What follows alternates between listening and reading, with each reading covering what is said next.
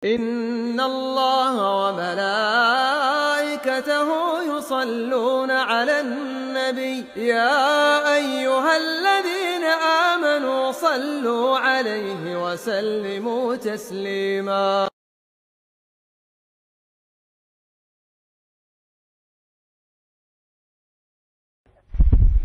Assalamualaikum Ustaz.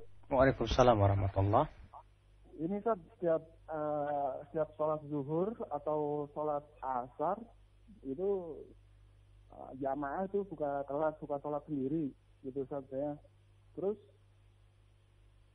kalau misalnya saya udah sholat zuhur sendiri, terus akhirnya ada jamaah yang lain masuk, tapi dia nyangka saya sholat sunnah gitu Ustaz. Nah, terus kira-kira saya batalin atau saya lanjutkan sholat sendiri saya Ustaz? Maksudnya Bapak sedang sholat sunnah, kemudian ada orang yang ikut sholat bersama Bapak sebagai berjamaah gitu Pak ya? Enggak, sholat wajib kan saya. Tapi karena saya pikir kagak ada orang, akhirnya saya sholat wajib aja sendiri. Terus akhirnya pas saya udah 2 rakaat gitu, ada orang baru masuk gitu. Belum dipahami saja. Terus ada orang mau masuk, mau ngapain Pak? Ya dia pikir saya sholat sunnah gitu. Nah, terus? Nah, gitu akhirnya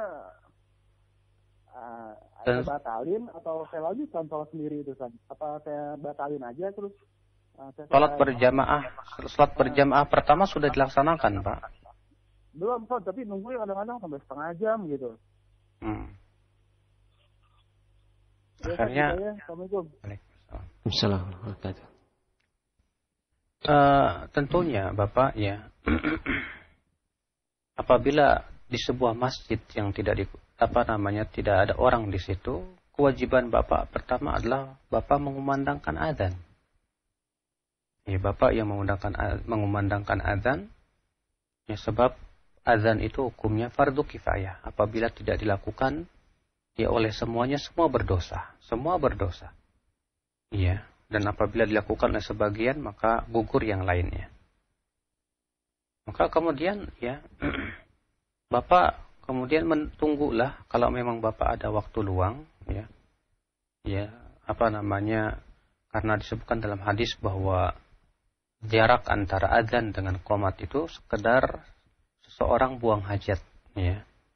Kemudian ya pada waktu itu dikumandangkan qomat. Kalau memang ternyata sekedar itu sekitar 15 menit kok ya belum ada orang datang juga, ya kemana ini? Akhirnya Bapak qomat sendiri, Bapak sholat sendiri. Gitu ada.